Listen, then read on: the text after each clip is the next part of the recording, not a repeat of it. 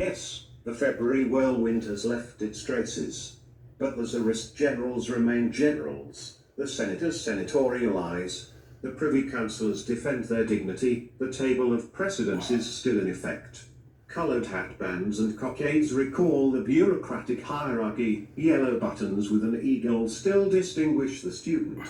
And yet more important, the landlords are still landlords, no end of the war is in sight. The Allied diplomats are impudently jerking official Russia along on a string. All remains as before, and yet nobody knows himself. The aristocratic quarters feel that they have been moved out into the backyard. The quarters of the liberal bourgeoisie have moved nearer the aristocracy. From being a patriotic myth, the Russian people have become an orphan reality.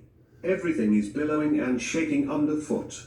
Mysticism flares up with sharpened force in those circles that not long ago were making fun of the superstitions of the monarchy. Brokers, lawyers, ballerinas are cursing the oncoming eclipse of public morals. Faith in the Constituent Assembly is evaporating day by day.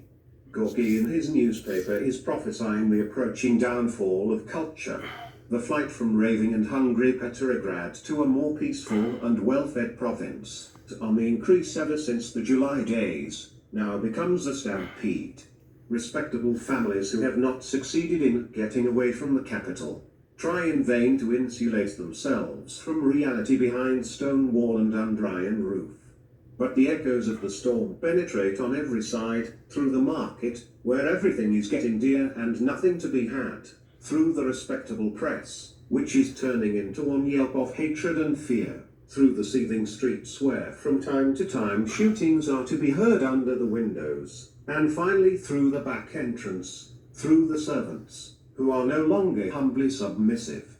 It is here that the revolution strikes home to the most sensitive.